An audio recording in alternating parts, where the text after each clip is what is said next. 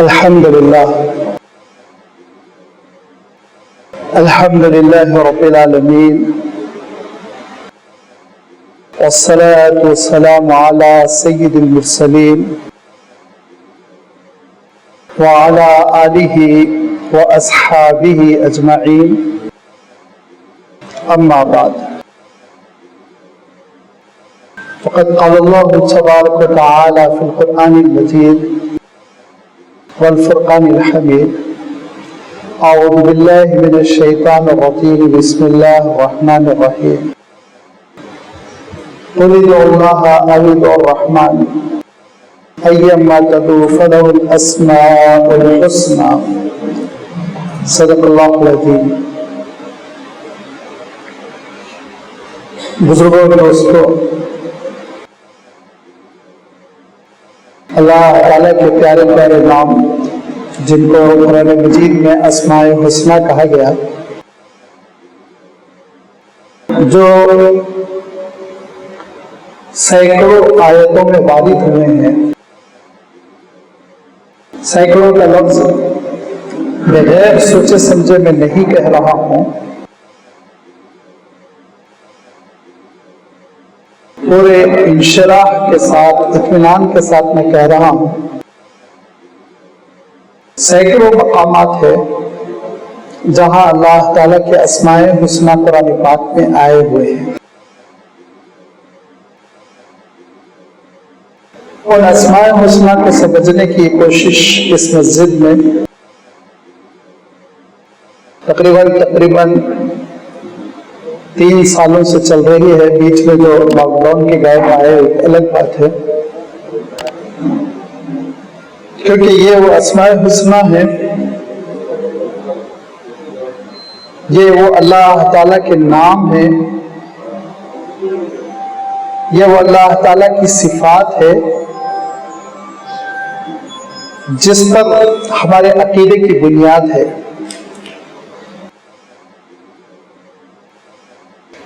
ہمارے درمیان جو زوال کی علامتیں آئی ہیں، ہمارے درمیان جو کمزوریاں پیدا ہوئی ہیں،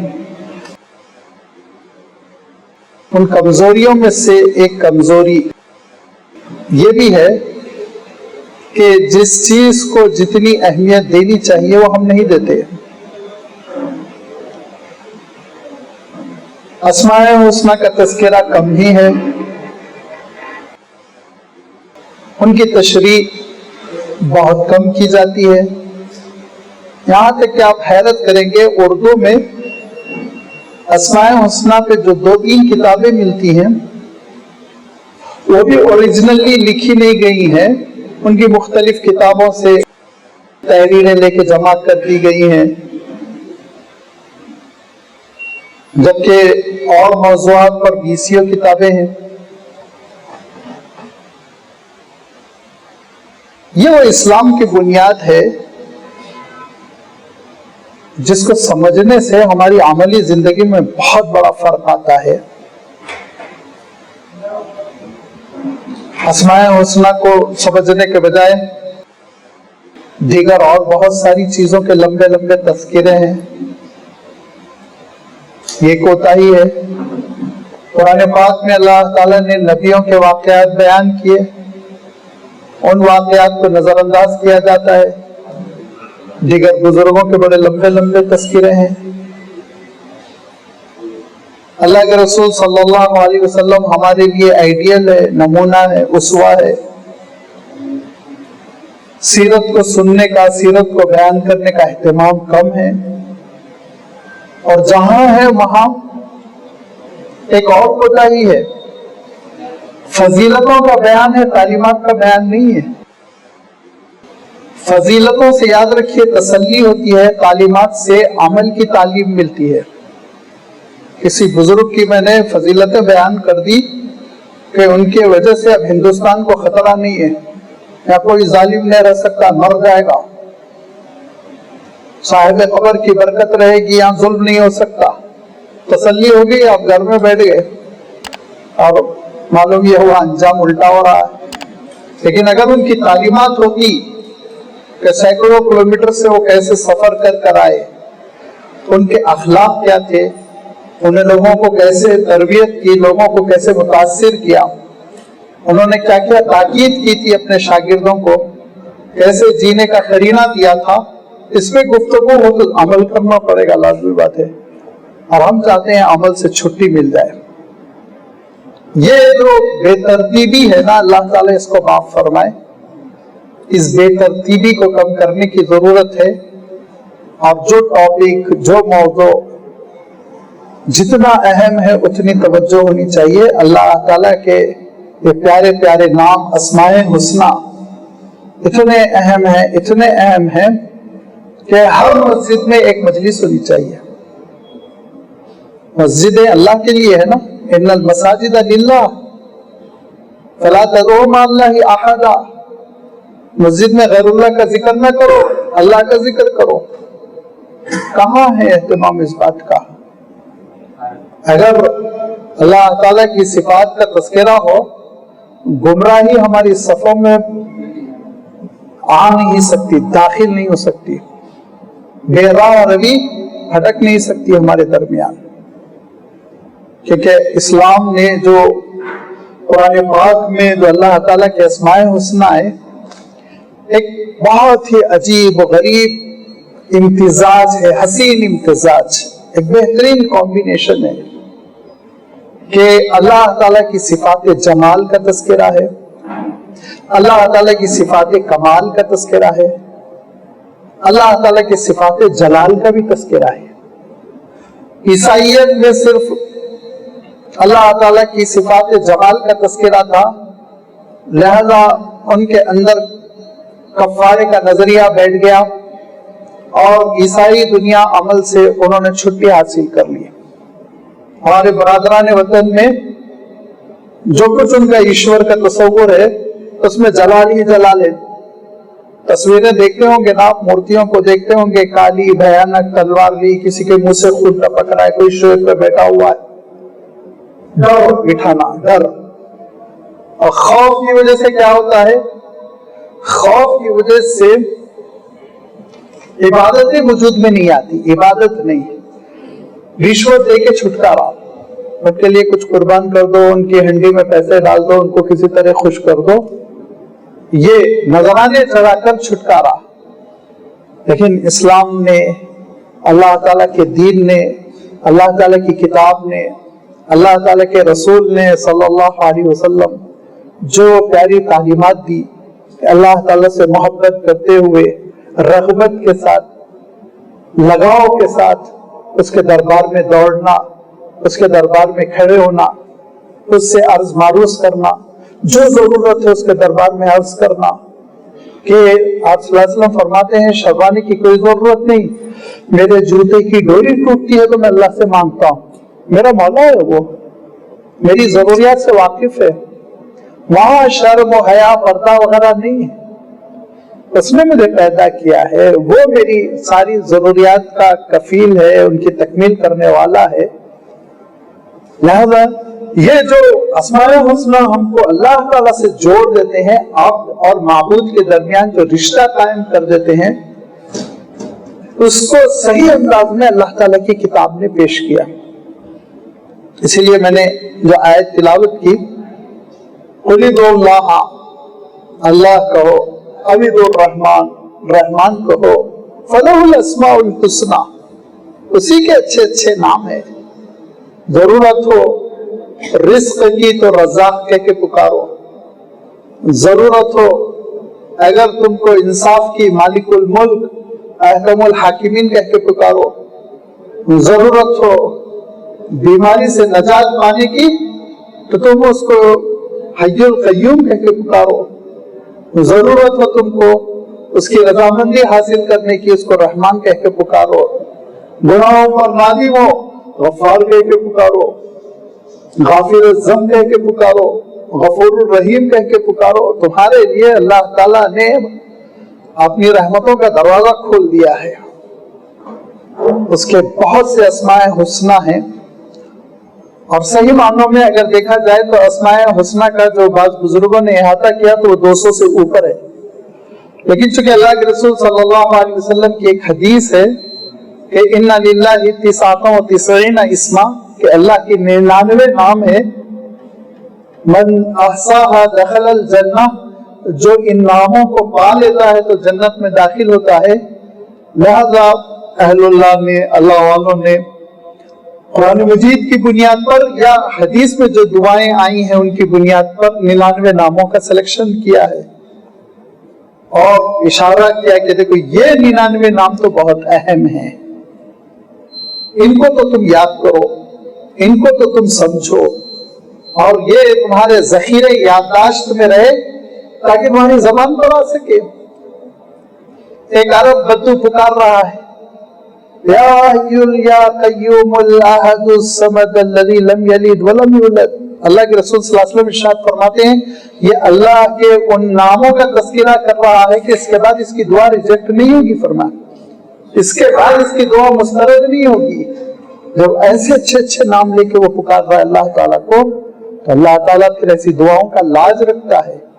لہذا دعاؤں کے کرنے کے لیے، قرآن مجید سمجھنے کے لیے، اللہ تعالیٰ کی معرفت اپنے سینے میں پیدا کرنے کے لیے، یہ ساری چیزوں کے لیے اسماء حسنہ کا سمجھنا بہت اہم ہے، غیر معمولی اہمیت کا حامل ہے، اس پہ توجہ ہونی چاہیے۔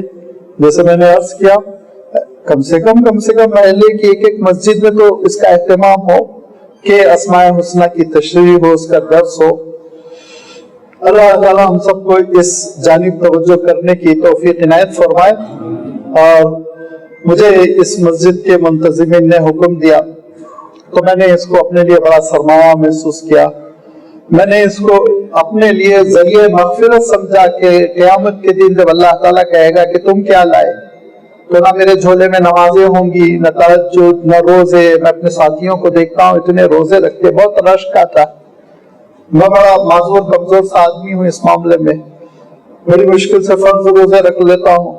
بعض ساتھی کہتے ہیں میں روزانہ 10 پارے پڑھ لیتا ہوں، میں بہت ویک ہوں اس معاملے میں۔ تو جب میدان حشر میں مولا پوچھے گا کہ تم کیا لائے، تو میں کہوں گا اللہ جب دنیا سب کا تذکرہ کر رہی تھی میں تیرا تذکرہ کر رہا تھا، میں تیرا نام لیتا رہا، اب تیرے نام کو سمجھانے اور اس کی دہائی دینے میں اپنی زندگی لگا دی، تو میں نے اپنے لیے اس کو سرمایہ نجات سمجھا، اور یہ سلسلہ شروع ہوا، الحمدللہ چل رہا ہے۔ جو بھی رکاوٹیں آئی ہیں وہ لازمی بات ہے، حالات کا تقاضا تھا۔ تو اب یہ حکم ہوا کہ جو اسماء حسنہ گزر چکے ہیں ان کا ایک احاطہ ہو جائے، پھر ان کی جانب توجہ دلا دی جائے۔ تو چونکہ 2 سال 2.5 سال ہو گئے ہیں، ذرا ذہن عام طور پہ فراموش کر دیتا ہے، بھول طاری ہو جاتی ہے۔ تو سب سے اہم بات یہ ہے جیسے میں نے عرض کیا کہ یہ ایک حسین امتزاج ہے اللہ تعالیٰ کی صفات کا، صفات جمال ہے، صفات کمال ہے، صفات جلال ہے۔ صفات جمال ان صفات کو کہتے ہیں جس سے انسان کو اللہ تعالیٰ کی شدید محبت پیدا ہو جاتی ہے، انسان کے دل میں بڑا گہرا تعلق، جس کو تعلق مع اللہ کہتے ہیں، اور اہل اللہ کے پاس اس کی بڑی اہمیت ہے۔ صفات کمال ان صفات کو کہتے ہیں جس کی وجہ سے انسان کو اپنے مالک کے سلسلے میں غلط فہمی نہیں ہوتی، وہ کامل ہے ہر چیز میں، لہذا وہ صفات کمال بھی آئیں گی۔ صفات جلال ان صفات کو کہتے ہیں کہ اللہ تعالیٰ کی رحمتوں مہربانیوں کی صفات سن کر نعوذ باللہ اس کو کوئی کمزور نہ سمجھ لے، سزا دینے پہ قادر نہیں ہے یہ نہ سمجھ لے، پکڑ کرنے پر قادر نہیں ہے یہ نہ سمجھ لے۔ اس کی جلال کی بھی صفات ہے، جب وہ غضب میں آتا ہے تو پھر تہس نہس کر دیتا ہے۔ اس کا جب غضب تو لوگوں نے للکارا اور اپنے نبی سے کہا کہ تم نکل جاؤ اس بستی سے ورنہ ہم پتھر مار کے تم کو ہلاک کر دیں گے، تو اس نے پتھروں کی بارش کی اس پر، اس قوم پر پتھروں کی بارش کر دی، اس نے اس قوم کو تباہ کر دیا۔ جب کسی قوم نے یہ کہا کہ ہماری معاشی زندگی میں انٹرفیئر نہیں ہو سکتے، اپنی کونے میں نمازیں پڑھ لو، تو اللہ تعالیٰ نے زلزلے بھیج کے اس قوم کو تباہ کر دیا۔ جس قوم نے حضرت نوح علیہ السلام سے کہا کہ اے نوح زیادہ لمبی تھوڑی بات نہ کرو ورنہ ہم تم کو شہر سے نکال دیں گے، جلا وطن کر دیں گے۔ پورے شہر کو ڈبو دیا اس نے، پوری بستی کو ڈبو دیا اس نے، غرق کر دیا۔ جس فرعون نے کہا حضرت موسیٰ علیہ السلام سے کہ تم کو سولی پہ چڑھا کر چھوڑوں گا، اللہ تعالیٰ نے اس کو غرق کر دیا، اس کی نیا ڈبو دی۔ لہذا وہ جلال والا ہے، طاقتور ہے، اور جب سزائیں دینے پہ آتا ہے تو ان بطش ربک لشدید، پھر اس کی پکڑ بڑی مضبوط ہوتی ہے، بھاگ کر انسان نہیں جا پاتا۔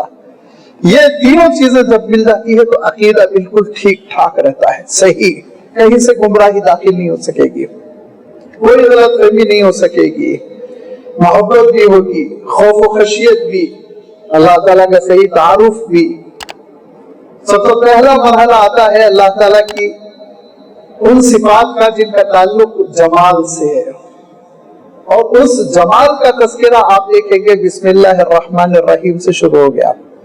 الرحمن الرحیم، الحمدللہ رب العالمین الرحمن الرحیم، ارحم الراحمین، خیر الراحمین، رؤوف الرحیم، رحمت، اتنی دعائی دی اللہ تعالیٰ نے، اتنا تذکرہ فرمایا اپنی صفت رحمت کا کہ ایک مقام پہ ارشاد فرمایا، مقام معرفت ہے، ان رحمتی وسعت کل شیء وعلما، میری رحمت ہر چیز پر غالب ہے، میری ہر صفت پر غالب ہے، میری ہر صفت پر صفت رحمت غالب ہے، ارشاد فرمایا۔ اور اس کے رحمان ہونے کا یہ عالم ہے، اس کی رحمتوں کی کثرت کا عالم یہ ہے کہ اللہ کے رسول صلی اللہ علیہ وسلم ارشاد فرماتے ہیں کہ اگر تم گلوب بھر کر گناہ کرو گے تو اللہ تعالیٰ یہ جو دنیا ہے گلوب بھر کے رحمتیں لے کر آئے گا، معاف کر دے گا تم کو، رحمتوں کی کمی نہیں پڑے گی۔ آپ صلی اللہ علیہ وسلم ارشاد فرماتے ہیں کہ دیکھو اللہ کی رحمت کا عالم یہ ہے کہ رحمت کے 100 حصے کرو، رحمت کے 100 حصے کرو تو 99 حصے 99% تو اللہ کے پاس ہے، 1% 1% پوری مخلوق میں بانٹا، انسان نہیں، پوری مخلوق میں۔ تو فرمایا وہی جو 1% بقی ہے نا، اسی کی وجہ سے جانور کی ماں کے اندر اتنی ممتا ہے کہ وہ اپنے بچے کو اپنے پیر کے پنجے سے خود سے بچاتی ہے، بچے کے اوپر پیر نہیں رکھتی، بچے کو نہیں کھدلتی ہے۔ فرمایا وہی 1%۔ اب انسانوں کی جو مائیں ہیں ان کے اندر کتنی شفقت ہے آپ دیکھ لیجئے، انسانوں کی جو مائیں ہیں وہ کتنی مہربان ہیں آپ دیکھ لیجئے۔ تو پھر جب مخلوق میں 1% ہے تو یہ عالم ہے دنیا میں رحمت کے، مہربانیوں کے، محبتوں کے ایسے کرشمے ہم کو اور آپ کو نظر آ رہے ہیں، تو پھر اللہ تعالیٰ کی رحمت کا کیا عالم ہوگا، ذرا آپ اندازہ کیجئے۔ اللہ تعالیٰ کی رحمت کا کیا عالم ہوگا کہ وہ رحمت کے خزانوں کا مالک ہے، اور یہی وہ وجہ ہے کہ انسان خطا کرتا ہے، گناہ کرتا ہے، 1 سال 2 سال، کبھی کبھی 90 ایئرس کا ہو گیا، 70 سال کا ہو گیا، 75 سال کا ہو گیا، گناہ کرتا چلا گیا، لیکن آخر میں آ کے توبہ کر رہا ہے تو رحمان اس کی توبہ قبول کرتا ہے۔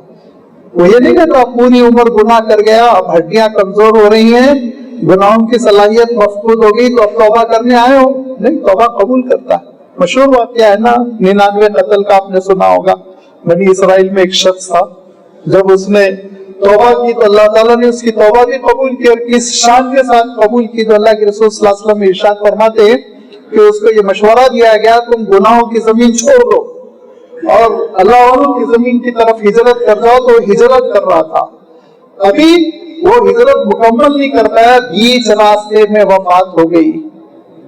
رحمت کے فرشتے بھی آئے، عذاب کے فرشتے بھی آئے، عذاب کے فرشتوں نے کہا توبہ کمپلیٹ نہیں ہوئی تھی اسی لیے ہم جہنم لے جائیں گے، رحمت کے فرشتوں نے کہا کہ توبہ کی نیت سے آگے بڑھ چکا تھا اسی لیے ہم جنت لے جائیں گے۔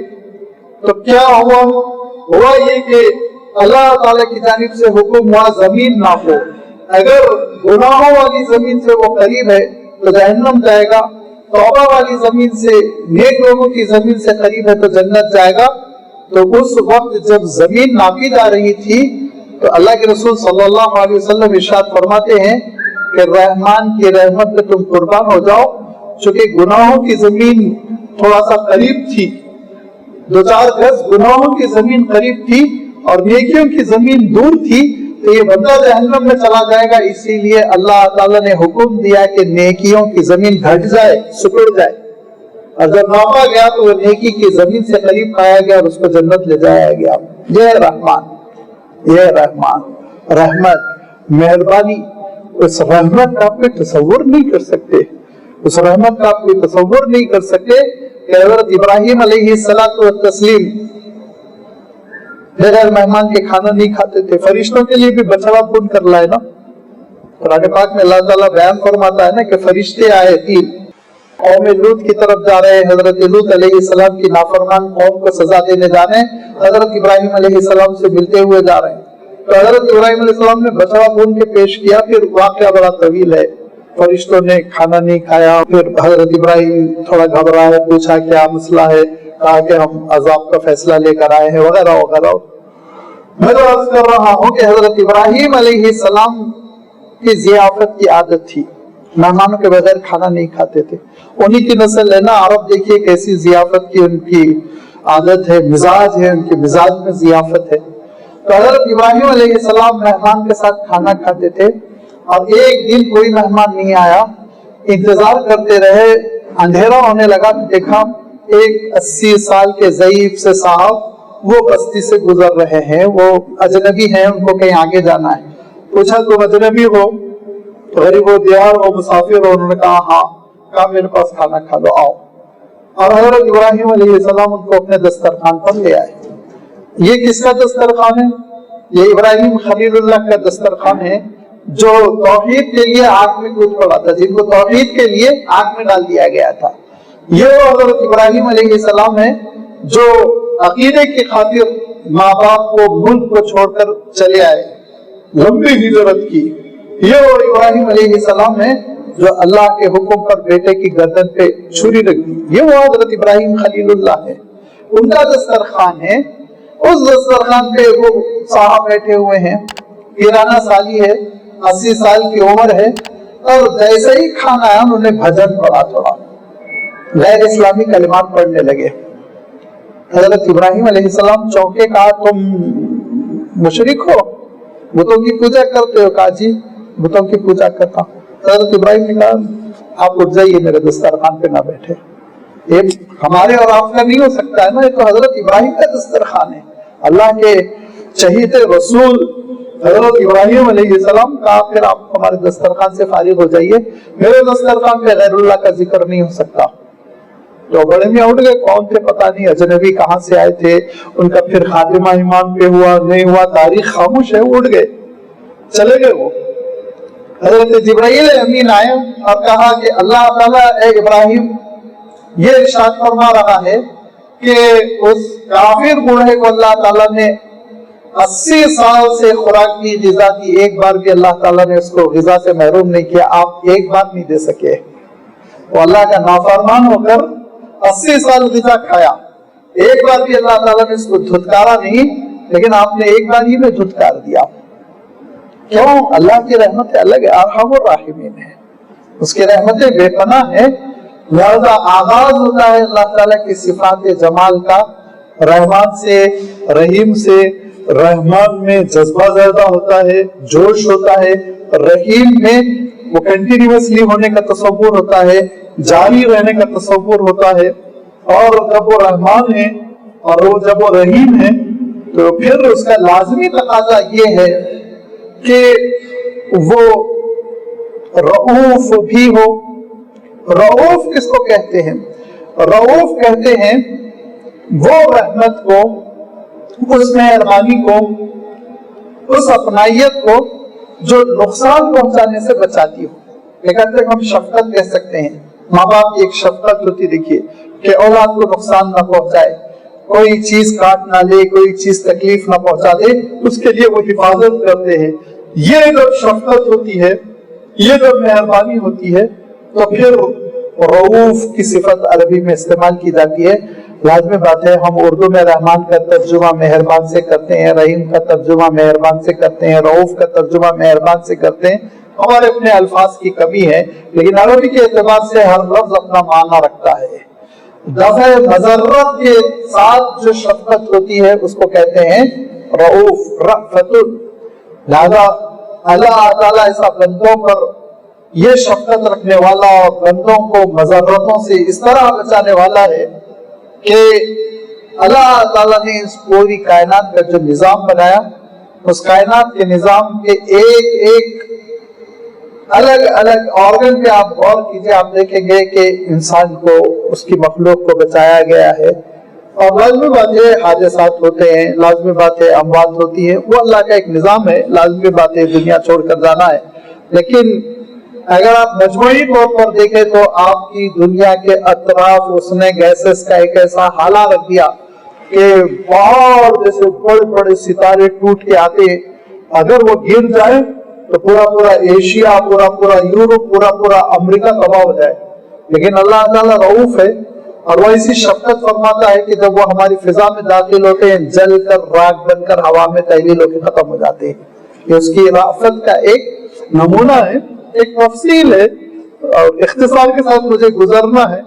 जो वो रहमान है, जो वो रहीम है, जो वो रऊफ है, तो लाजमी बात है जब बहुत मेहरबान कोई होता है तो उसकी एक अदा होती है और वो अदा होती है माफ करने की।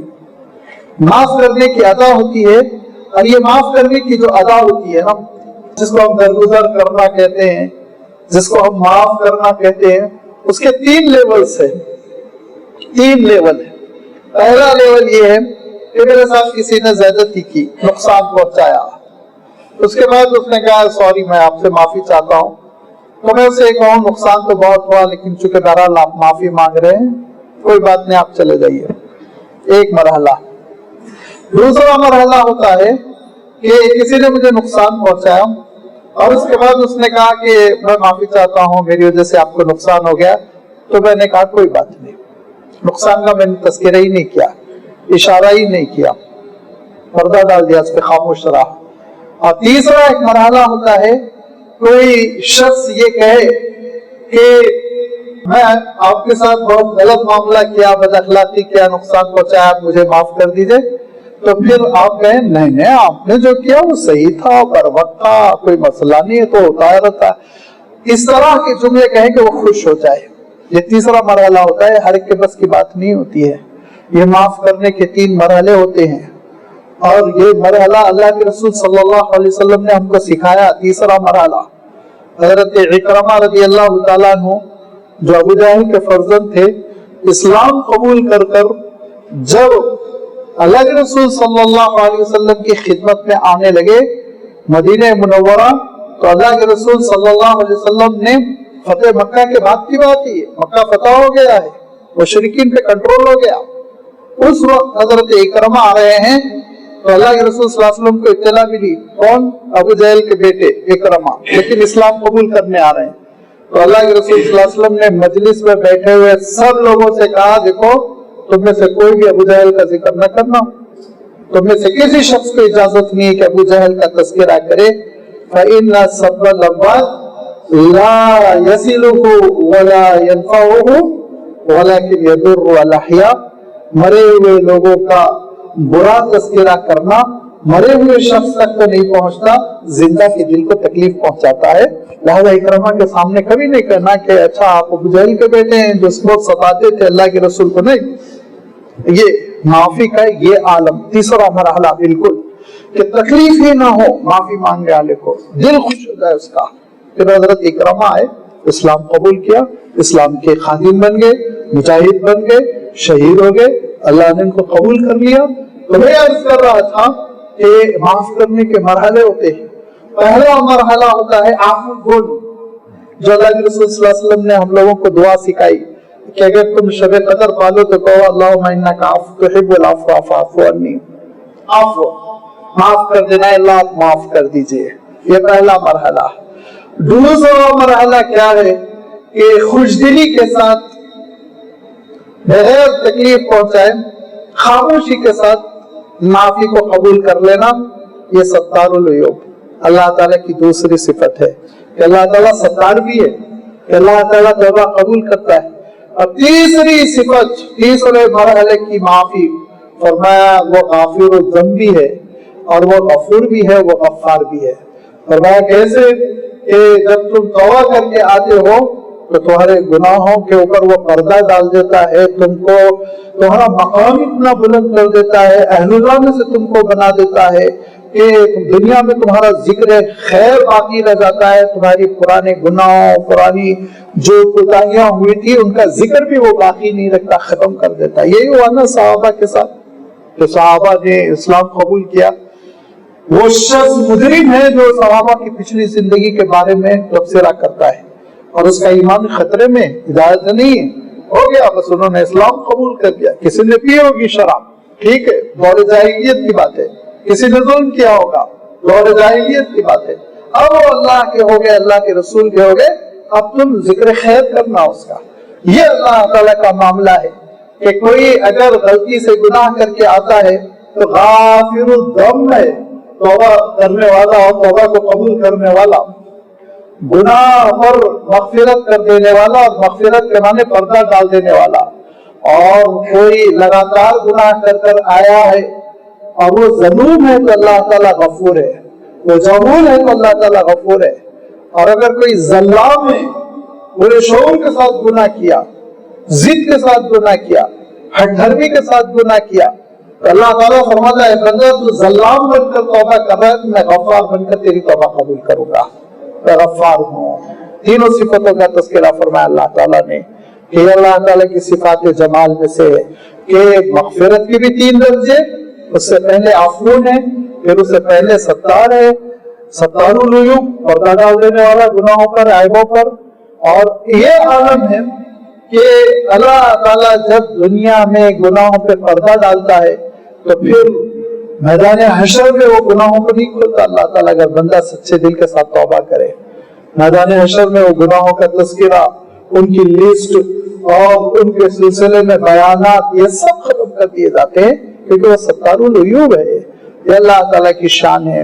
اور پھر جب وہ ستار ہے، جب وہ غفار ہے، جب وہ غفور ہے، جب وہ رحمان ہے، جب وہ رحیم ہے، تو لازمی بات ہے جو سب سے بڑی بندے کی ضرورت ہے وہ عافیت۔ فرمایا کہ وہ سلام بھی ہے، سراسر سلامتی ہے، اس کا وجود ہی سلام ہے، تو تمہارے لیے سلامتی ہی سلامتی ہے، تم کو ہر طرح کی بلاؤں سے محفوظ رکھنے والا، تم کو تمہارے لیے وہ دارالسلام جنت کو جس کو دارالسلام کہا گیا قرآن مجید میں، وہ تیار کرنے والا، سلامتی ہی سلامتی۔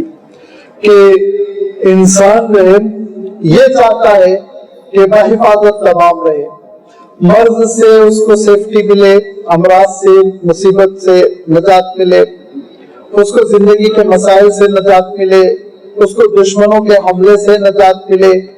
اللہ تعالیٰ یہ ساری ضرورتوں کی تکمیل کرتا ہے، سلامتی نازل فرماتا ہے۔ اور یہ ارشاد فرمایا کہ دیکھو یہ اللہ تعالیٰ کی دنیا میں سلامتی یہ ٹیمپروری ہے، عارضی ہے، تو کبھی کبھی یہ ختم بھی ہو سکتی ہے۔ کیوں ختم ہو سکتی ہے؟ دنیا کو ختم کرنا ہے، لہٰذا اللہ تعالیٰ کی یہ سلامتی کبھی تم سے ہٹائی جائے گی، موت کے تم شکار ہو جاؤ گے، بیماری کے شکار ہو جاؤ گے۔ اس کی حکمتیں ہیں، اس کے اسباب ہیں، اس کی علتیں ہیں، لازمی بات ہے، اس کی تفصیل میں اس وقت بیان نہیں کرنا چاہتا ہوں، لیکن فرمایا دیکھو ایک سلامتی ایسی ہے جو انتہائی اہم ہے، انتہائی اہم ہے، اس کی اہمیت تم اس دنیا میں نہیں سمجھ رہے ہو، وہ ہے عذاب سے سلامتی، عذاب سے حفاظت۔ ارشاد فرمایا اس کے لیے شرط یہ ہے کہ تم بھی سلامتی قبول کرو، اسلام قبول کرو، اسلام کے تقاضوں پر آ جاؤ۔ اسلامہ کے معنی ہی ہوتے ہیں سلامتی قبول کر لینا، عافیت قبول کر لینا، عافیت قبول کر لی، عذاب سے چھٹکارا مل گیا، عافیت قبول کر لی، اللہ تعالیٰ نے تمہارے لیے قیامت کے اور قبر کے اور حشر و نشر کے اور جہنم کے عذابوں سے گلو خلاصی لکھ دی، نجات لکھ دی، لہذا وہ سلام ہے۔ اور سلام جو ہے یہ ایگزسٹ جو باڈی ہوتی ہے اس سے اس کا تعلق ہوتا ہے، سلامتی کا لفظ، جسم صحیح سالم رہنا، جسم کو تکلیف نہ پہنچنا، حملہ نہ ہونا، بیماری نہ ہونا، سلامتی کا لفظ ہم اردو میں بھی استعمال کرتے ہیں۔ لیکن یاد رکھیے اسی پہ انسان کا گزارا نہیں ہوتا، صرف سلامتی مل جائے جسم کو، اگر اتنا ہی کافی ہوتا تو لوگوں کو بی پی نہیں ہوتا. تو افکار سے بھی چھٹکارا ملنا چاہیے، الجھنوں سے بھی چھٹکارا ملنا چاہیے، اور وہ امن بھی اللہ تعالیٰ دیتا ہے. فرمایا ہے وہ مؤمن بھی ہے، امن دینے والا، امن عطا کرنے والا، ذہن کو سکون دینے والا. اللہ تعالیٰ کی ذات پہ بھروسہ کرو، اس کے نظام پہ بھروسہ کرو، اس کی حکمتوں پہ بھروسہ کرو، اس کے فیصلوں پہ بھروسہ کرو، پھر تم کو ایک امن ملے گا. ایسا امن جس کی وجہ سے تم دنیا میں بیسیوں مسائل سے انشاءاللہ محفوظ رہ جاؤ گے. ابھی الگ بات ہے بلا وجہ انسان گھبراتا ہے، پریشان ہوتا ہے، ٹینشن مول لیتا ہے، جس کی وجہ سے تھوڑا سا نیچرل بھی ہے، لازمی بات ہے، ہم الزام نہیں دے سکتے. لیکن یہ اگر انسان توکل کرے اور اللہ تعالیٰ کی ذات پہ بھروسہ کرے تو لازمی بات ہے ذہنی الجھنوں سے اس کو آرام مل جاتا ہے. اللہ کے رسول صلی اللہ علیہ وسلم غار میں ہیں اور حضرت ابوبکر صدیق رضی اللہ تعالیٰ عنہ ساتھ ہے، اور عالم یہ ہے کہ ایسے غار ہے جیسے ٹیبل ہے آپ کے سامنے اور نیچے سے سوراخ ہے، یہ نیچے سے سوراخ ہے، اندر آنے کے بعد ذرا سا بڑا خلا ہے، بڑی جگہ ہے، اور یہاں اندر حضرت ابوبکر اور اللہ کے رسول صلی اللہ علیہ وسلم بیٹھے ہوئے ہیں، اور یہاں پہ مشرک کھڑا ہوا ہے اور وہ دائیں بائیں سامنے دیکھ کر پکار کے کہہ رہا ہے دیکھو محمد جہاں کہیں بھی ہو تم اپنے آپ کو ہمارے حوالے کر دو، کیونکہ اگر تم زندہ ملو گے تو ہم کچھ نہیں کریں گے، گرفتار کر کے مکہ پہنچا دیں گے، اور اگر تم چھپنے کی کوشش کرو گے تو ہم تمہارے مارنے پہ مجبور ہیں. 100 اونٹوں کا انعام کا اعلان ہوا تھا نا، وہ بڑا چالاک قسم کا تھا اور اس کو یہ معلوم تھا کہ اونٹ کس سمت گئے، لہذا وہ تعاقب کرتے ہوئے پہنچ گیا تھا اللہ کے رسول صلی اللہ علیہ وسلم تک غار ثور میں. حضرت ابوبکر صدیق کہتے ہیں اللہ کے رسول پوزیشن یہ ہے اوپر بیٹھ گیا تو ہم لوگوں کو دیکھ لے گا، کھڑا ہوا ہے نا اوپر تو سوراخ کے نیچے سے اندر نظر نہیں آ رہا ہے، لیکن بیٹھ گیا اللہ کے رسول ہم لوگوں کو دیکھ لے گا. اللہ کے رسول صلی اللہ علیہ وسلم کا اللہ تعالیٰ پہ بھروسہ وہ کامل بھروسہ تھا. لیکن یہ کہ ہم اللہ کے رسول کا بھروسہ ایسا تو ہم نہیں لا سکتے کہ چھٹی بھی نہیں حاصل کر سکتے نا، وہ تو ہمارے لیے نمونہ ہے، وہ اپنانا ہے ہم کو. اللہ کے رسول صلی اللہ علیہ وسلم کا یقین کامل فرمایا لا تحزن ان اللہ معنا. اگر اللہ کا فیصلہ ہے وہ ہم کو دے کے قتل کر دے تو ٹھیک ہے، اللہ کا فیصلہ ہم کیا کر سکتے، اور اگر اللہ کا فیصلہ ہے کہ وہ ہماری حفاظت فرمائے تو ہم کو کوئی تکلیف نہیں پہنچا سکتے. اے ابوبکر گھبرانے کی ضرورت نہیں، اللہ ساتھ ہے، آپ مطمئن رہیے. اللہ تعالیٰ ساتھ تھا، اللہ تعالیٰ بچانا تھا، اس میں پہلے ہی اعلان کر دیا تھا واللہ یعصمک من الناس، آپ کے مخالفین جب تک کہ دین کی تکمیل نہیں ہو جائے گی آپ کو نقصان نہیں پہنچا سکیں گے، آپ کو شہید نہیں کر سکیں گے. اللہ کے رسول صلی اللہ علیہ وسلم محفوظ رہے، ہجرت ہوئی، آگے بڑھ گئے.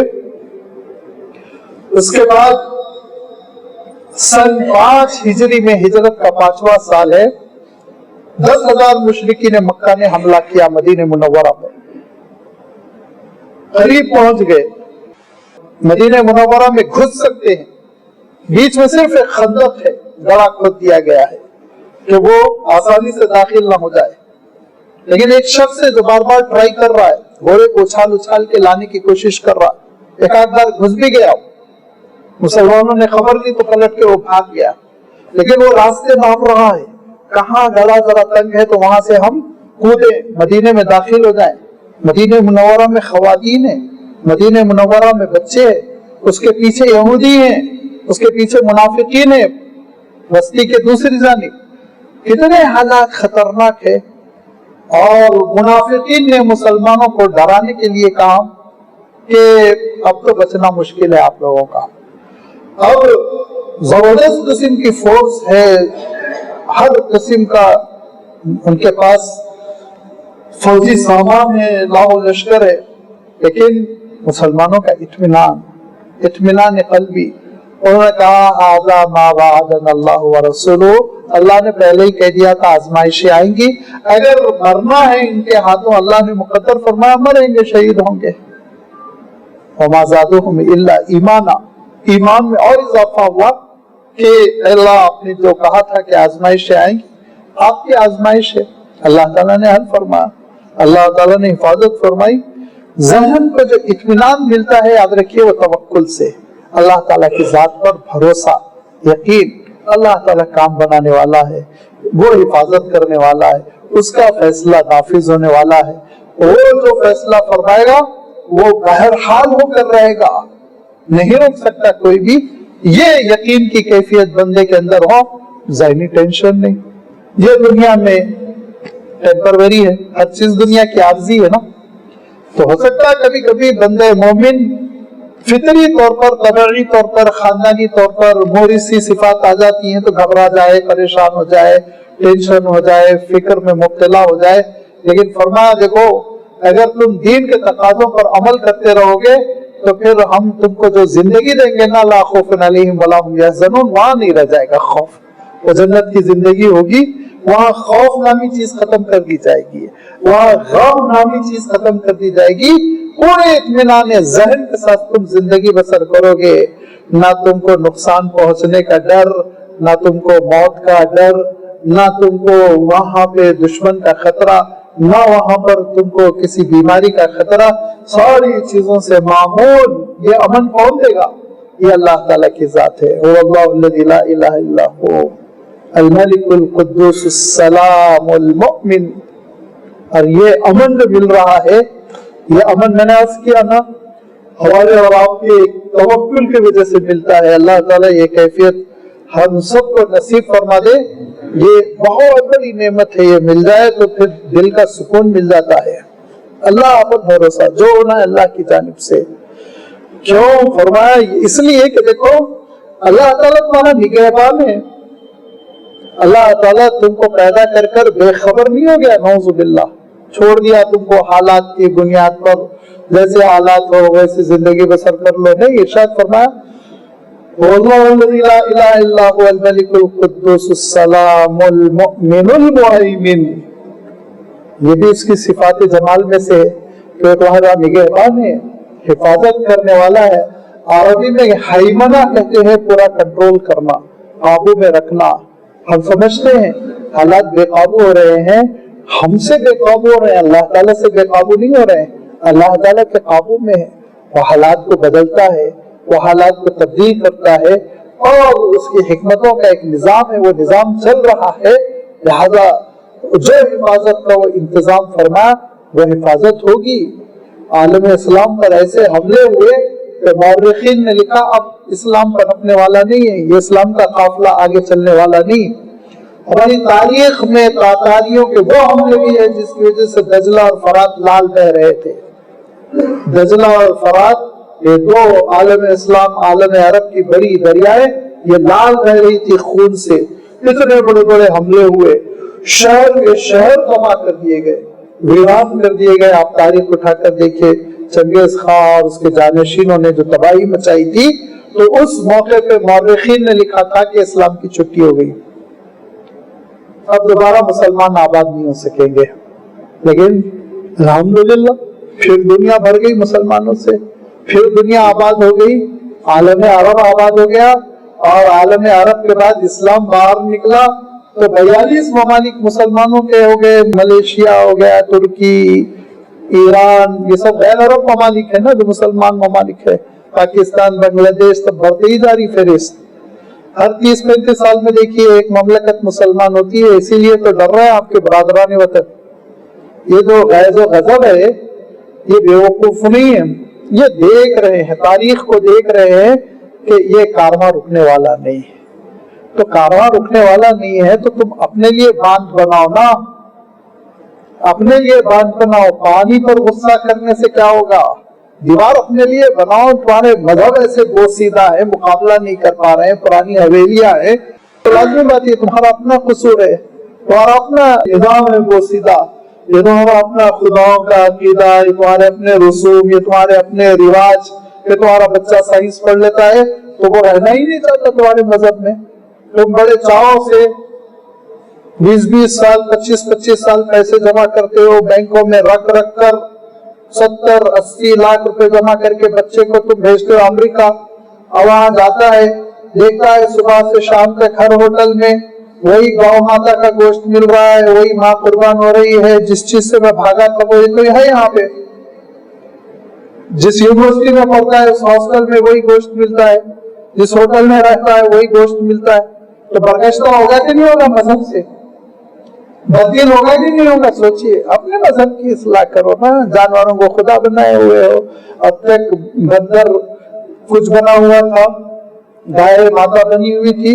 अभी नया नारा सुना इस बकरीद में कि इनके एक नंदी महाराज भी है, बैल भी इनका खुदा बन गया।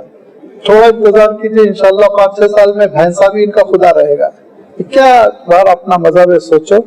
तो तुम जो खौफ महसूस कर रहे हो वो खौफ बरहक है, नहीं तुम अपने आप को डिफेंस कर सकोगे और मसमार हो जाओगे, खत्म हो जाओगे। क्यों? इसलिए कि तुम्हारी इमारत में ताकत नहीं है, तुम्हारे निजाम में ताकत नहीं है। आपको गाली देने से कुछ नहीं होता, कितनों को मार लोगे, कितने बॉम्ब लिंचिंग करोगे। एक दिन आएगा कि जो आज ये अलमबाजार बने हुए हैं इस्लाम की दुश्मनी के, उनके घर के बच्चे मुसलमान होंगे, उनके बेटे मुसलमान होंगे, पोते मुसलमान होंगे। अभी मैंने जिक्र किया ना इकरमा, हजरत इकरमा रज़ी अल्लाह तआला अन्हु का जिक्र किया। ऐसे ही कैफियत होने वाली है, आपको घबराने की जरूरत नहीं, अल्लाह ताला पे भरोसा कीजिए। हम में से कोई एक शहीद होता है तो उस पर अफसोस करने की जरूरत नहीं, कानूनी लड़ाई लड़ना है, उसमें कोई विड्रा नहीं होना। जालिम को कैफरी किरदार तक पहुंचाना ये उम्मत की शान, याद रखिए, दबदाना नहीं है ये उम्मत की शान। लेकिन जो शहीद हुआ उसका नुकसान नहीं हुआ, उसके बारे में अल्लाह ताला इरशाद फरमाता है यस्तबशिरून बिल्लज़ीना लम यल्हक़ू बिहिम मिन खल्फ़िहिम अल्ला खौफुन अलैहिम वला हुम यहज़नून। वहां से वो आवाज लगा रहे, अरे सुनो तुम लोग क्यों रो रहे हो, मैं तो बहुत खुश हूँ, यहाँ मेरा इस्तेमाल हो रहा है। गौरलेस किस्म का परिंदा है जिसके सीने में मुझे रखा गया है, प्लेन टाइप का है, रॉकेट टाइप का है, क्या है पता नहीं, मैं तो जन्नत में फुदक रहा हूँ। यस्तबशिरून बिल्लज़ीना लम यल्हक़ू बिहिम मिन खल्फ़िहिम, पीछे जो लोग नहीं आए हैं अभी उन तक, उनको वो खुशखबरी दे रहे हैं, हम बहुत मुतमईन हैं। फरीहीन बिमा आताहुमुल्लाह, फरीहीन फरहत है जो कुछ अल्लाह ने उनको अता किया उस पर। शुहदा का तो नुकसान नहीं है, उनका तो फायदा ही फायदा है। नुकसान ये है कि जुल्म बढ़ रहा है, नुकसान ये है कि ज्यादती करने वाले गुनाह कर रहे हैं, ज्यादती कर रहे हैं और उनको रोकना है। अल्लाह के रसूल का हुक्म है कि उनसुर अखाका ज़ालिमन व मज़लूमा, जालिम का हाथ पकड़ो, जुल्म से रोको। जुल्म से हम रोकेंगे, वो एक अलग लड़ाई। लेकिन मैं अर्ज कर रहा हूँ कि तुम कब तक कर लोगे जुल्म, कहाँ तक कर लोगे? हमारी नस्लें साथ नहीं देगी, तुम्हारे नौजवान साथ नहीं देंगे। ला लो जितने कानून लाना है, ला लो गौ माता का कानून, ला लो 3 तलाक का मसला, ला लो उसके बाद लव जिहाद का मसला, और उसके बाद 2 बच्चों का मसला, जो लाना है लाओ। तुम इस काफिले को, इस कारवान को नहीं रोक सकते। मुसलमान को रोक सकते, इस्लाम को नहीं रोक सकते, याद रखो। मुसलमान को रोक सकते हो। फरमाया अल्लाह के रसूल सल्लल्लाहु अलैहि वसल्लम ने उस वक्त तक क़यामत नहीं होगी जब तक के हर कच्चे पक्के घर में इस्लाम दाखिल ना हो जाए। क़यामत होगी ही नहीं उस वक्त तक, गुजरना है तुमको इस मरहले से। मैं अर्ज कर रहा था कि आज जो सूरत हाल है वो सूरत हाल ये है कि अल्लाह ताला का फैसला है, एक तरीका है, एक मुजाहिदे से बंदों को गुजारा जाता है। देखिए सोना जेवर में कब तब्दील होता है? सोना जो है उसके डल्ले काले काले निकलते हैं, आप देखेंगे तो कहेंगे ये सोना है। उसको पिघलाया जाता है, भट्टी में जलाया जाता है, कचरा अलग करते हैं, खाली सोना अलग किया जाता है। उसके बाद उसको गलाकर गर्म करके उसको मारते हैं, काटते हैं, डिजाइन देते हैं, तब वो किसी के गले की जीनत बनता है। तो जब तक के सोना जलता नहीं, निखरता नहीं, उस वक्त तक बंदे मोमिन आजमाइशों से गुजरता नहीं, निखरता नहीं। सहाबा अंबिया सभी गुजरे। कर रहा था कि ये अल्लाह की हिकमत है, ये अल्लाह का निजाम है कि ये आजमाइशें दुनिया में आ रही है, इन आजमाइशों से घबराना नहीं। घबराहट में मुब्तला बंदे मोमिन नहीं होगा, क्योंकि अमन देने वाला, हिफाजत करने वाला, मुहैमिन वो अल्लाह ताला की जात है। ये वो परवरदिगार है जिसके बारे में अल्लाह ताला इरशाद फरमाता है कि देखो वो रहमान है, देखो वो रहीम है, देखो वो रऊफ है, देखो वो आफू दरगुजर करने वाला है, वो सत्तार है, वो गफ्फार है, गफूर है, और اس کے ساتھ ساتھ وہ سلامتی دینے والا ہے، وہ تم کو امن عطا کرتا ہے، وہ تمہاری حفاظت کرتا ہے۔ اور یہی صفات جمال میں سے یہ بھی ہے کہ وہ خوبیوں کی قدردانی کرنے والا ہے، نیکیوں کی قدردانی کرنے والا ہے۔ یعنی اللہ تعالیٰ کا کرم ہے کہ وہ بندوں کی نیکیوں کی قدردانی کرتا ہے، قبول کرتا ہے، یہ اس کا کرم ہے، ورنہ ہم کیا اس کا شکر بجا لاتے ہیں، ورنہ ہم کیا اس کی عبادت کر لیتے ہیں، کیا ہم اس کی اطاعت کر لیتے ہیں۔ کتنا نقص ہے ہماری نمازوں میں، ہماری عبادتوں میں، ہماری تلاوت میں، لیکن اللہ تعالیٰ کی شان یہ ہے وہ اپنے بندوں سے نیکیوں کو قبول کرتا ہے، اپنے بندوں سے نیکیوں کو قبول کرتا ہے۔ اور اس کو مولانا رومی نے بہت اچھے پیرائے میں بیان کیا۔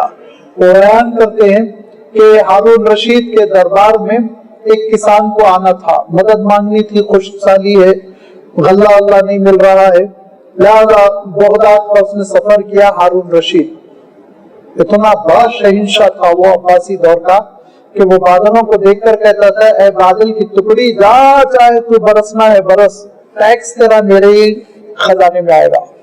اتنی بڑی حکومت، نیک بھی تھے، اچھے بھی تھے وہ۔ آج کل کے دور کے جو اولیاء ہوتے ہیں نا، ویسے اس دور کے بادشاہ تھے، یاد رکھیے آپ۔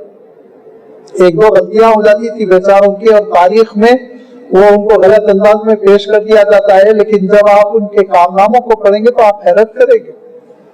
مسجدوں میں امامت کرتے تھے وہ، چاہے عباسی دور کے بادشاہ ہوں، چاہے اموی دور کے بادشاہ ہوں، نمازوں میں امامت کیا کرتے تھے، عید کی نماز پڑھایا کرتے تھے، جمعہ کی نماز پڑھایا کرتے تھے، خطبہ دیا کرتے تھے، قرآن مجید کے حافظ ہوا کرتے تھے، بڑی دریا دلی کے ساتھ خیرات کیا کرتے تھے، بڑی نیکیاں ہوتی تھی۔ لیکن بہرحال بادشاہ تھے، خلیفہ تو تھے نہیں۔ تو میں عرض کر رہا ہوں کہ ہارون رشید بھی بہت ہی علم نواز تھے۔ وہ پہلے شہنشاہ ہیں جنہوں نے اکیڈمی قائم کی، ایسی اکیڈمی جس میں ریسرچ ہو، ٹرانسلیشن، ترجمے ہو۔ دارالحکمت انہوں نے قائم کیا بغداد میں، دارالحکمت۔ اور دارالحکمت میں سینکڑوں لوگوں کا اسٹاف رکھا۔ کچھ کاپیئرز تھے، اس زمانے میں زیروکس اور پرنٹنگ نہیں تھی نا، تو نساخ کہتے ہیں، کتاب کو دیکھ کے کتاب لکھ کر وہ لائبریری میں جمع کرتے تھے۔ کچھ مترجمین تھے، آپ حیرت کریں گے، ہندوستان کی طب کی کتابیں وہاں پہنچی اور اس کے ترجمے ہوئے تھے، اس کے عربی میں ترجمے ہوئے تھے۔ لہذا بڑا علمی کارنامہ ہے۔ میں عرض کر رہا تھا کہ بڑے شہنشاہ محل قصد و احتشام کے ساتھ زندگی بسر کرتے تھے۔ ان کے پاس کسان کو آنا ہے، مدد لینی ہے، اور وہ سوچ رہا ہے کہ میں جاؤں تو کچھ تحفہ لے کر جاؤں، خالی ہاتھ نہ جاؤں۔ اب سوچ رہا ہے تحفہ لے جاؤں تو کیا لے جاؤں، وہ بیچارے کے پاس نہ سونا ہے، نہ چاندی ہے، نہ دولت ہے، کچھ نہیں۔ اچانک خیال آیا کہ کیوں نہ میں ایسا کروں کہ وہ جو 4 کلومیٹر دور دوسرے گاؤں میں میٹھے پانی کا کنواں ہے، وہ میٹھا پانی لے کے جاؤ، بادشاہ بہت خوش ہو جائے گا، میٹھا پانی لایا۔ وہ اپنے گاؤں پہ کیس کر رہا ہے، اس کے گاؤں میں میٹھا پانی نہیں ہے، سب کھارا پانی پیتے، نمکین بیچارے۔ تو کبھی کبھی وہ گاؤں سے پانی آ جاتا تو سب گھروں میں بھٹتا تھا، میٹھا پانی آ گیا۔ ایسے ہی سمجھا کہ ہارون رشید کے محل کا بھی عالم ہوگا۔ لہذا ایک چھوٹے سے گھڑے میں میٹھا پانی بھرا اور اس کے اوپر کپڑا باندھا، اس کو سر پہ لے کے چل پڑا۔ چلتے چلتے چلتے چلتے ہفتے 2 ہفتے کے بعد بغداد پہنچا، اور محل کے چوکیدار سے کہا کہ مجھے اندر جانے دو، بادشاہ سلامت سے ملنا ہے۔ اس نے کہا نہیں، تم کو نہیں جانے دیں گے۔ کہا نہیں، مجھے ملنا ہے، بہت ضروری بات کرنی ہے، ان کے لیے بہت قیمتی تحفہ لایا۔ کہا تحفہ لائے ہو نہ لائے ہو اس سے بحث نہیں، محل کے اندر تجھ کو ہم نہیں جانے دیں گے۔ وہ چیخ پکار میں بادشاہ نے بھی سن لیا، ہارون رشید نے بھی سن لیا کہ کچھ جھگڑا ہو رہا ہے۔ تو میں پوچھا کیا ہو رہا ہے، باہر سے آوازیں آ رہی۔ کہا ایک دیہاتی ہے، ضد کر رہا آپ سے ملنے کے لیے۔ کہا ملنے دو، کیا حالت ہے، آ جانے دو، مل لیں گے اس سے ایک بار۔ وہ گھڑا لے کے پہنچا، دربار میں آیا۔ آنے کے بعد کہا کہ بہت دور سے آیا ہوں بادشاہ سلامت، خشک سالی ہے اور کھیت ویت بالکل فصل نہیں اگا رہے ہیں، ہم لوگ پریشان ہیں، مویشی بھی مرے جا رہے ہیں، لہذا میں امداد کے لیے آیا ہوں اور آپ کی خدمت میں ایک اچھا سا تحفہ لایا ہوں۔ بادشاہ نے کہا کیا تحفہ لائے؟ کہا وہ ہمارے ایریے میں جو میٹھے پانی کا کنواں ہے وہاں سے میٹھا پانی آپ کے لیے لایا۔ اس کو نہیں معلوم کہ بادشاہ کا محل دجلہ کی دریا کنارے ہے، دجلہ میں میٹھا پانی بہتا رہتا ہے، وہ تو نہاتا بھی ہے میٹھے پانی سے، وہ تو اپنی باغبانی بھی کرتا ہے میٹھے پانی سے، وہ بیچارے دیہاتی کو نہیں معلوم۔ اس نے کہا کہ بادشاہ سلامت، میٹھے پانی کا ایک تحفہ گھڑا لایا ہوں آپ کی خدمت میں، آپ اس کو قبول کیجئے۔ بادشاہ نے کہا، ہارون رشید نے کہا، ان کے میٹھے پانی گھڑا قبول کر لو، خزانے میں جمع کرو، اور اس کے بعد اندر جا کے کہا پانی نکالو، اس میں اشرفیاں بھر دو، اس کو پیک کر کے واپس کرو، اس میں سونے کی اشرفیاں بھر دو، اور بھرنے کے بعد اس کو واپس کر دو، اور اس سے یہ کہنا کہ بادشاہ نے تمہارا تحفہ قبول کر لیا، تم کو انعام دے دیا، مطلب بھر تمہارے لیے خرچہ ہے، سالوں چلے گا، 7 نسلیں تمہاری کھائیں گی۔ وہ خوش خوش واپس ہو گیا۔ تو مولانا رومی کہتے ہیں کہ دنیا کا ایک شہنشاہ جب ایک معمولی سے ناقص تحفے کو قبول کر کر وہ انعام دیا جو دیہاتی کے ذہن میں نہیں تھا، تو احکم الحاکمین ہماری معمولی عبادتوں کو قبول کر کے کیا عجب دے گا، ذرا تصور کر لو۔ وہ احکم الحاکمین قابل التوبی، وہ قبول کرتا ہے، وہ قبول کرتا ہے، ورنہ تو کوئی چیز ایسی نہیں ہے نا جو ہم یہ کہہ سکیں کہ مولا تیرے دربار کے لائق ہے، تیرے شایان شان ہے، کہہ سکتے ہیں ہم؟ نہیں کہہ سکتے، لیکن ہے اس کی صفت قبول کرنے کی۔ یہ جمال ہے اس کا ایک کہ وہ ہماری نیکیوں کو قبول کرتا ہے، چھوٹی چھوٹی نیکیوں کو قبول کرتا ہے۔ چمنی خیرات کر دیا، قبول کر لیا، 1 روپیہ خیرات کر دیا، قبول کر دیا، اور 1 ہفتے سے رکھا ہوا گھر میں سڑا ہوا کھانا کسی کو دے دیا، وہ بھی قبول کر لیا۔ سوچئے مانگنے والے نے اللہ کے نام سے مانگا تھا، اللہ کے نام پر دے دو، اور اللہ کے نام پہ میں نے کیا دیا، سوچئے سوچئے۔ میرے لڑکی کے سسرال والے آئے اور کہیں کہ اور آپ کے بیٹی کے رشتہ دار ہیں، میں سسرا ہوں، میں ساس ہوں، میں یہ ہوں وہ ہوں، کچھ آپ مدد کیجیے، ذرا حالات خراب ہیں، تو سڑی بھی نوٹ دے سکتے ہیں ہم، پھٹی ہوئی نوٹ دے سکتے ہیں؟ سوچئے آپ، حالت خراب، 1 ہفتہ ان کی ضیافت کریں گے اور مقدور بھر کوشش کریں گے، جتنا ہو سکتا اچھی سے اچھی چیز ہم ان کو دینے کی کوشش کریں گے۔ لیکن اپنے مولا کو ہم کیا دیتے ہیں؟ اپنے مولا کو ہم کیا دیتے ہیں؟ اللہ تعالیٰ کو ہم نمازیں بھی اسی دیتے ہیں جس میں جسم کہیں دل کہیں اور، جسم کہیں ہے مسجد میں، دل کہیں اور ہے، خیالات کہیں اور ہے۔ ہم جو زکوٰۃ بھی دیتے ہیں تو ڈنڈی مار مار کے، اعلان کر کر کے، زکوٰۃ لینے والے کو ذلیل کر کر کے، شرمندہ کر کر کے۔ ابھی تھوڑے سالوں سے رواج ختم ہو گیا، ورنہ عورتوں کے ہاتھ کو رنگ دیا جاتا تھا تاکہ پتا چلے تو ساڑی لی ہے زکوٰۃ میں، لوگوں کو سوسائٹی میں تو شرمندہ رہے۔ رنگتے تھے ہاتھ، میں دیکھا ہوں اپنی آنکھوں سے، ہاتھوں کو رنگتے تھے کہ زکوٰۃ ہو گئی، جیسے وہ الیکشن کا نشان لگتا ہے نا ووٹ دینے کا، ویسے ہی ہاتھ کے لال رنگ بنتے تھے۔